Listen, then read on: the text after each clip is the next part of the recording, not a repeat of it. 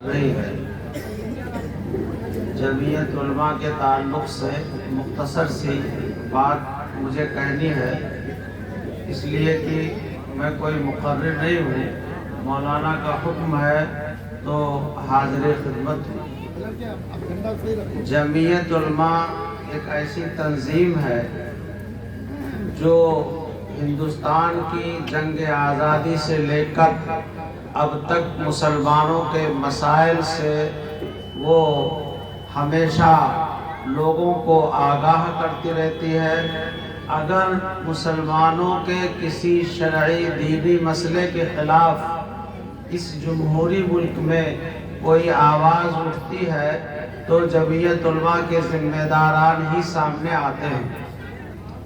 میں پچھلی تاریخوں میں نہیں جا رہا ہوں، جب بھی کوئی مسئلہ آیا، چاہے ایکسا سول کوڈ کا ہو، چاہے علی گڑھ مسلم یونیورسٹی کے اقلیتی کردار کا ہو، جامعہ ملیہ اسلامیہ کے اقلیتی کردار کا ہو، یا اس طرح کے جو مسائل عام طور پر مسلمانوں سے متعلق پیش آتے رہتے ہیں، اور آپ واقف ہیں کہ بروقت حکومت کیا کیا شوشے مسلمانوں کے خلاف نکال رہی ہے۔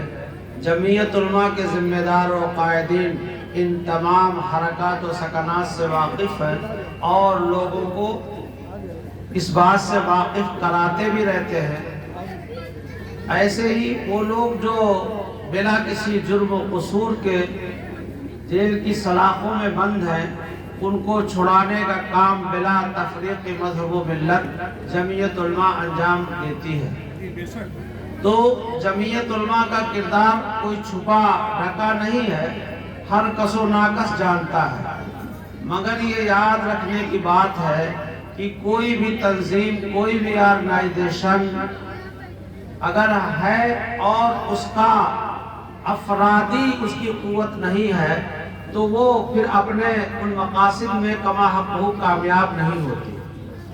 تو جمعیت علماء کی یہ جو ضلعی یونٹیں ہیں، ضلعی شاخیں ہیں، اس بات کی کوشش کرتی ہیں کہ وہ لوگوں کو جوڑیں اور جمعیت علماء کے اساسی مقاصد سے ان لوگوں کو آگاہ کرائیں، اس لیے کہ جب تک جمعیت علماء کو آپ اپنی قوت نہیں پہنچائیں گے، جمعیت علماء وہ اپنے کارہائے نمایاں انجام دینے میں کمزور ہو جائے گی۔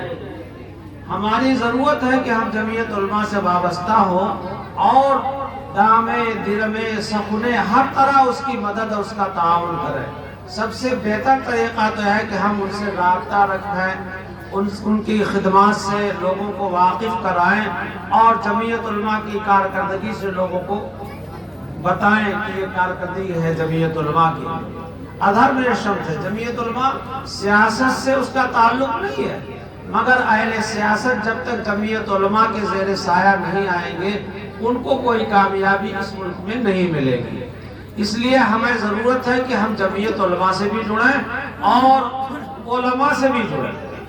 جمعیت علماء کا ایک بہت بڑا مشن قیام مکاتب اور اس کے استحکام کا ہے۔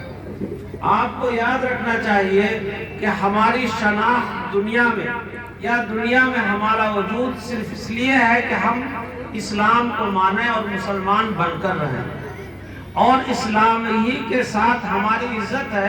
قرآن کہتا ہے وَمَن يَبْتَغِ غَيْرَ الْإِسْلَامِ دِينًا فَلَن يُقْبَلَ مِنْهُ۔ اگر اسلام کے علاوہ آپ نے کوئی راستہ اپنایا تو اللہ کے نزدیک اس کی کوئی وقت نہیں۔ حضرت عمر کا ایک مشہور مقولہ ہے اعزنا اللہ بالاسلام۔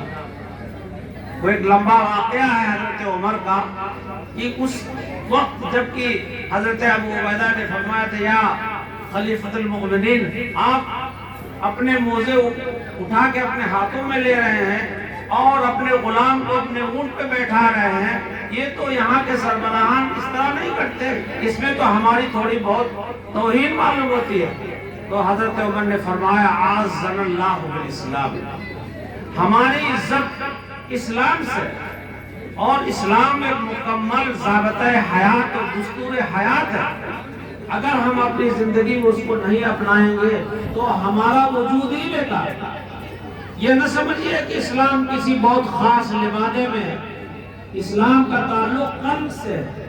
اگر آپ قلب اور اپنے اعمال اپنے جوارے سے یہ نہیں بتاتے کہ ہم مسلمان ہیں تو گویا آپ نے اسلام کو نہیں پہچانا. اور قرآن اعلان کرتے کہتا ہے کہ اگر اسلام کے علاوہ کوئی راستہ آپ نے اپنایا تو وہ ضلالت و گمراہی کا راستہ ہوگا. تو میرے دوستو، جمعیت علماء اس بات پر بھی مسلمانوں کو اکٹھا کرتی ہے، ان کو توجہ دلاتی ہے کہ مکاتب جو ہماری ریڑھ کی ہڈی کی حیثیت رکھتے ہیں، اگر یہ مکاتب گاؤں گاؤں نہیں ہوں گے تو پھر ہمیں مسلمان ہونے میں دقت ہوگی. یاد رکھیے، وہ بچے جو ان مکاتب میں تعلیم پا چکے ہیں اور کسی ذمہ دار عہدے پر اگر وہ فائز ہوئے ہیں تو انہوں نے اپنے کلمے کو باقی رکھا. اگر بہت بڑا آفیسر ہو جائے، بہت بڑا تاجر ہو جائے، بہت بڑا دولت مند ہو جائے، بہت بڑا کھلاڑی ہو جائے، کسی میدان میں وہ اپنی مہارت حاصل کر لے، لیکن اگر وہ اسلام کو درکنار کرتا ہے اور اپنے آپ کو مسلمان نہیں جانتا اور وہ توحید جو مکتب میں اس کو سکھائی گئی تھی کہ اللہ کے علاوہ کسی کے سامنے سر جھکانے کی ضرورت نہیں ہے، اگر وہ عمل اس کے اندر اور روح اس کے اندر نہیں ہے تو اس کا وعدہ بیکار ہے اور اس کا عمل بیکار ہے. تو میرے بھائیوں، مکاتب کو جتنا مضبوط کریے، گاؤں گاؤں مکاتب کو قائم کیجئے اور اپنے بچوں کو مکتب میں داخل کیجئے تاکہ اسلام کی جو بنیادی تعلیم ہے، عقیدہ توحید، عقیدہ رسالت، عقیدہ آخرت، یہ سب چیزیں ان کو سیکھنی چاہیے. اگر ان کے دلوں میں بچپن ہی سے یہ بات بیٹھ جائے گی تو اللہ تعالیٰ آپ ان کو اور علوم سکھائیے.